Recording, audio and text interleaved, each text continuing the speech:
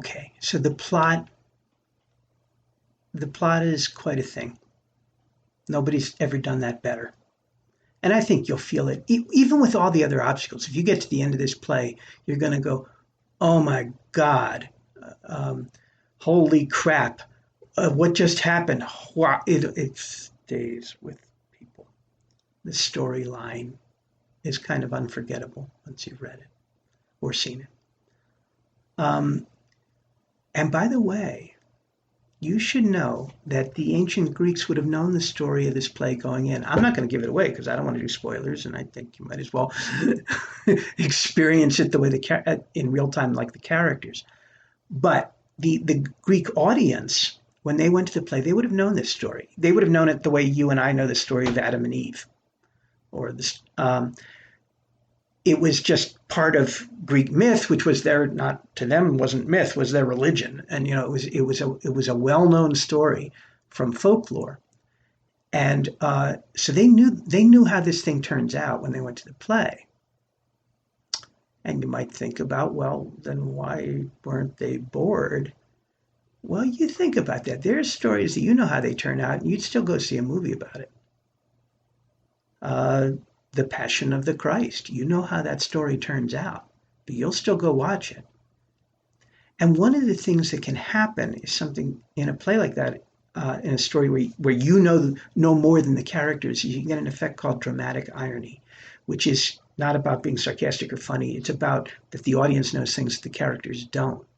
When you go see a slasher movie, a horror film, and somebody says, I'm just going up to the attic for a minute. You can go, no, don't go to the attic. Holy crap. No, there's a guy up there, the hockey mask and the big knife. Don't do that. That's dramatic irony. The person who wrote that screenplay knows that they can make you want to jump out of your seat and go save the character. And that's a powerful fact if they can get your whole nervous system involved. You want to go help and you can't, and you're helpless and you writhe in your helplessness. So dramatic irony, when the audience knows things that the characters don't, and we watch and we can't stop what's happening, especially if we think what's happening is going to be terrible, then that's a powerful effect. So the play Oedipus the King was designed and structured. It's beautifully structured. We'll talk more about that when we're going over it, but it's beautifully structured. The play Oedipus the King is done to maximize dramatic irony. Okay? Let's see, a couple other things that are worth your knowing.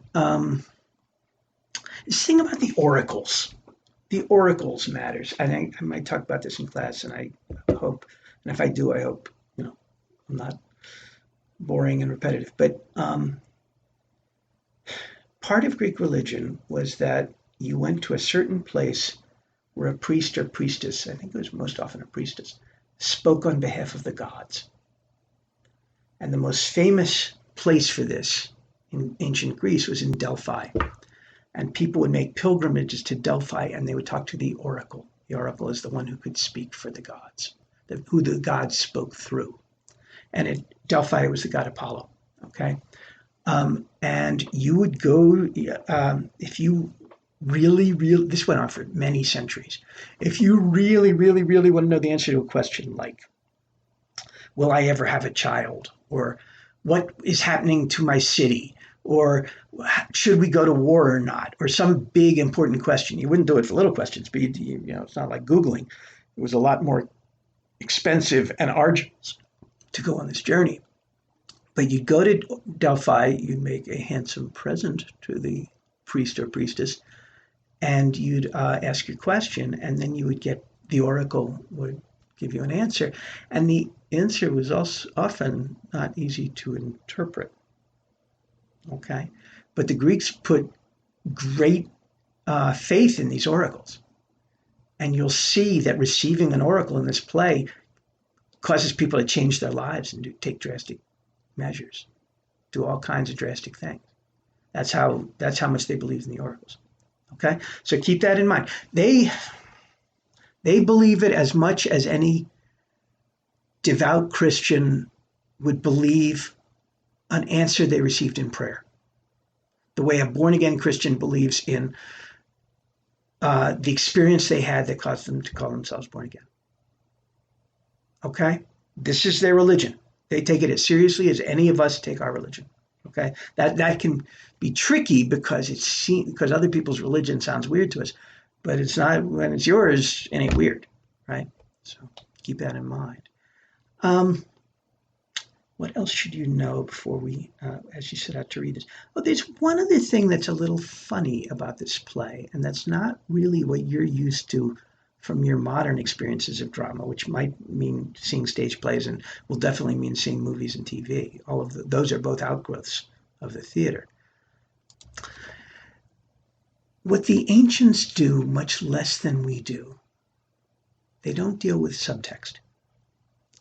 Now that's an interesting little word that I should clarify for you. Although you've been you've been using the idea without maybe knowing the word your whole life. Subtext is the stuff that's underneath the lines. So if you sit down with me and you say, "So how are things?" I say, "Fine." You don't take me at my word, right? You don't think that everything's fine. There's something in my tone. There's something in what I'm not saying. There's all kinds of stuff beneath the text, beneath the actual words. And when you consume drama in whatever form, you are very often sussing out the subtext, just as you do in real life with other people. Because people very rarely say exactly what's going on. Soap operas, they say exactly what's going on. Those are a form with little subtext. And ancient plays also, like Oedipus the King, like the ancient Greek plays, had very little subtext. And I think what that means is they didn't trust their audience to get it. You and I actually, even if you don't feel like you're sophisticated, you're very sophisticated about a bunch of things, including what people mean, even though they don't say it. And I think people have gotten better at that as the culture has gotten older. And you're going to get less of that in the play Oedipus the King than you will in a play like Death of a Salesman or Who's Afraid of Virginia Woolf, Man of Superman. Certainly, those plays are more modern and have more subtext. In Oedipus the King, the characters tend to just tell you exactly what's on their mind and tell you exactly what they're feeling. And it's a little distancing because we're not used to real people doing that sort of thing. But that's where the Greeks were in terms of their trusting the sophistication, the emotional sophistication of their audience. Okay. So that's what I can think of that will particularly help you with the reading. I'm sure there's other stuff I'm not thinking of, but you can always ask me in class. All right. Take care.